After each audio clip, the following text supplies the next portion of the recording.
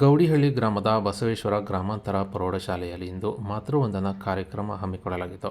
ಹೊಳಲ್ಕೆರೆ ತಾಲೂಕಿನ ಗೌಡಿಹಳ್ಳಿ ಗ್ರಾಮದ ಬಸವೇಶ್ವರ ಗ್ರಾಮಾಂತರ ಪ್ರೌಢಶಾಲೆಯಲ್ಲಿ ಪ್ರಜಾಪಿತ ಬ್ರಹ್ಮಕುಮಾರಿ ಈಶ್ವರೀಯ ವಿಶ್ವವಿದ್ಯಾನಿಲಯದ ವತಿಯಿಂದ 2 ಗಂಟೆಗೆ ಈ ಒಂದು ಕಾರ್ಯಕ್ರಮ ಹಮ್ಮಿಕೊಂಡಿದ್ದು, ಈ ವೇಳೆ ಸಂಚಾಲಕಿ ಬಿ.ಕೆ. ಸುಮಿತ್ರಾ ಅವರು ಮಾತನಾಡಿದ್ದು, ತಾಯಂದಿರಿಗೆ ಪೂಜೆ ಸಲ್ಲಿಸುವ ಮೂಲಕ ಕಾರ್ಯಕ್ರಮ ಉದ್ಘಾಟಿಸಿ ಮಾತನಾಡಿದ್ದು, ಮಾತೃವಂದನೆ ಮಕ್ಕಳಲ್ಲಿ ಮಾನವೀಯ ಮೌಲ್ಯವನ್ನು ಹೆಚ್ಚಿಸುತ್ತದೆ. ಹಾಗಾಗಿ ಮಕ್ಕಳು ತಮ್ಮ ತಾಯಂದಿರನ್ನು ಪೂಜ್ಯ ಭಾವನೆಯಿಂದ ಕಾಣಬೇಕು ಎಂದು ಸಲಹೆ ನೀಡಿದರು. ಅಷ್ಟೇ ಅಲ್ಲದೆ ಇದೇ ವೇಳೆ ಥ್ರೋಬಾಲ್ ಕ್ರೀಡೆಯಲ್ಲಿ ಪ್ರೌಢಶಾಲಾ ಮಟ್ಟದಲ್ಲಿ ಭಾಗವಹಿಸಿ ಅಂತಾರಾಷ್ಟ್ರೀಯ ಮಟ್ಟಕ್ಕೆ ಆಯ್ಕೆಯಾದ ವಿದ್ಯಾರ್ಥಿನಿಯರಿಗೆ ಸನ್ಮಾನ ಸಹ ಮಾಡಲಾಯಿತು.